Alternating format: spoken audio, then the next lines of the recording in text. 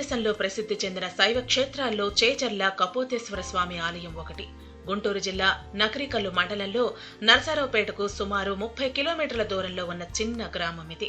ఇది తొలుత బౌద్ధ మతానికి, అనంతర కాలంలో శైవ మతానికి ఆలంబనమైన ప్రాచీన ఆలయంగా పరిశోధకులు భావిస్తున్నారు. గజపృష్ఠ విమానం ఈ ఆలయ ప్రాచీనతకు తొలి సాక్ష్యం కాగా, ఆలయ ప్రాంగణంలోని 9 శాసనాలు ఆలయ ప్రాచీనతకు, ప్రాశస్త్యానికి ప్రతీకలుగా నిలుస్తున్నాయి.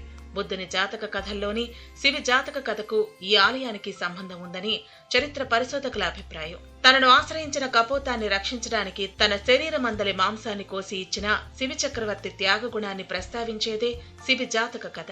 అట్టి శివి చక్రవర్తి 100 యజ్ఞాలు చేసి త్రిమూర్తులను మెప్పించి తనతో పాటు తన అనుయాయులకు లింగ రూపాల్ని ప్రాప్తింపచేసి కైలాస ప్రాప్తిని పొందిన పుణ్య ప్రదేశంగా ఈ చేరుజర్ల కీర్తించబడుతోంది. ఇచ్చట లింగమూర్తి శిలాలింగము కాదని శల్యలింగమని స్థల పురాణం. కపోతేశ్వర లింగం స్వయంభూగా చతురస్రాకారపు వేదికపై దర్శనమిస్తుంది. అభిషేక జలం వెలుపలికి వెళ్లే మార్గం లేదు. ఈ లింగము గుండ్రంగా కాకుండా కరచరణములు, శిరస్సు లేని మనిషి మొండెము వలె పలకగా ఉంటుంది. ఈ లింగాకృతి చుట్టూ మాంసము తీసి ఇచ్చినట్లు గుంటలు ఉంటాయి. శివి చక్రవర్తి తన భుజాలను నరికి ఇచ్చినట్లుగా లింగాకృతికి కుడి ఎడమల 2 బిలాలుంటాయి. ఇందులో కుడి బిలమలో 1 బిందె నీరు మాత్రమే పడుతుంది. ఎడమ బిలల్లో ఎన్ని నీళ్లు పోసినా నిండదు.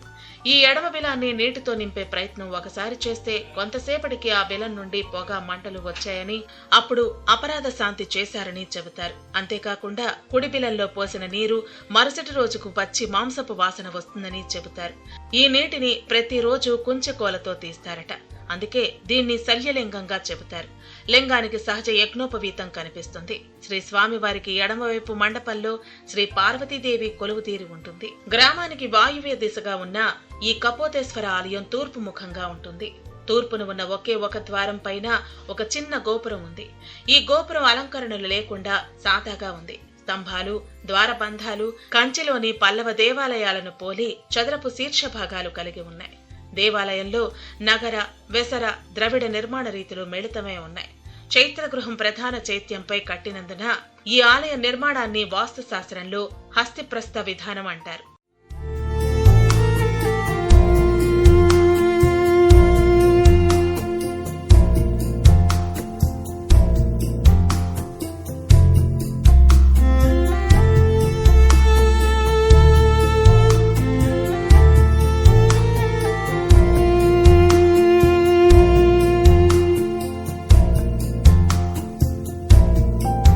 కపోతేశ్వర ఆలయంలో 9 శాసనాలున్నాయి. వాటిలో 4 శాసనాల ప్రకారం కపోతేశ్వరుని చుట్టూ 4444 లింగాలున్నాయి.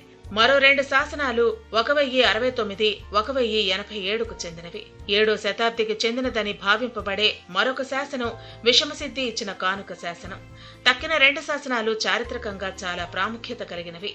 ప్రాకారం లోపల అనేక చిన్న చిన్న గుడులు ఉన్నాయి. ప్రవేశ గోపురానికి ఎదురుగా ఒక చిన్న మండపం, ధ్వజస్తంభం ఉన్నాయి. ఆవరణ దక్షిణాన 6, పశ్చిమాన 2, ఉత్తరాన 4 చిన్న మందిరాలున్నాయి. ఇవి కాకుండా రాళ్లలో తొలిచిన అనేక చిన్న గుడులున్నాయి. 2 రాతి పలకల మీద ఒక్కొక్క దాని మీద 1000 చొప్పున శివలింగాలున్నాయి. ఒక పాలరాతి ఫలకంపై పద్మహస్తుడైన సూర్యుని శిల్పం ఉంది. కపోతేశ్వర లింగం తలలేని శరీరాకృతిలో అనిపిస్తుంది. లింగం పై ప్రక్కల 2 రంధ్రాలున్నాయి. కుడి పక్కనున్న రంధ్రంలో ఓ పాత్రకు సరిపడా జలం మాత్రం పడుతుంది.